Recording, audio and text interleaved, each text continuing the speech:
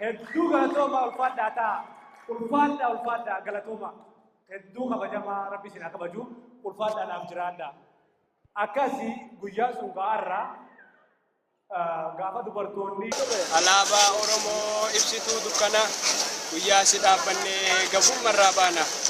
Ilmaan saba keenyaa bakkuma jiranii gassi dhaabuuf jecha falmarra dhumanii hunkumnillee dhumuu kan hafeen si dhaabna.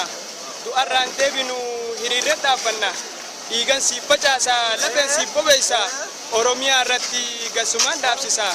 Si jalanii bullaa guyyaa tokkoofillee guyyaan sun ni dhufaa hangam yoo turellee balaalii uftee isaa atis tarree galtee mallattoon mootummaa Oromoo dhaftaate alaabaa Oromoo ibsituu dukkana guyyaa si dhaabbannee gabrummarraa baana. Guyyaa si dhaabbannee gabrummarraa baana. الله أكبر الله أكبر الله أكبر ولله الحمد. Oromiyaan ni bilisoom. Oromiyaan kan Oromooti.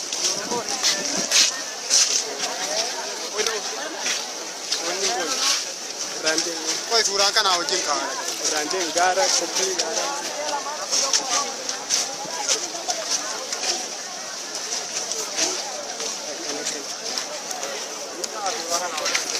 بسم الله الرحمن الرحيم والصلاة والسلام على أشرف الأنبياء والمرسلين سيدنا محمد وعلى آله وصحبه أجمعين.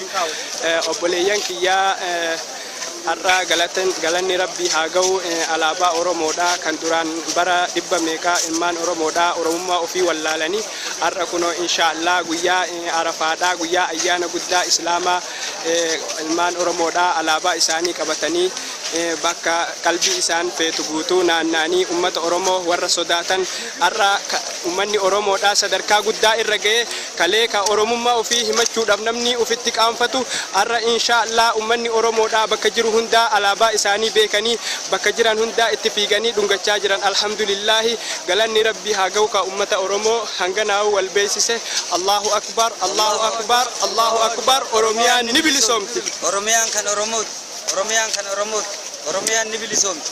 Har'as borus sodaa diinaatii jennee duubatti hin deebinu. Diinaaf hin jilbiiffannu.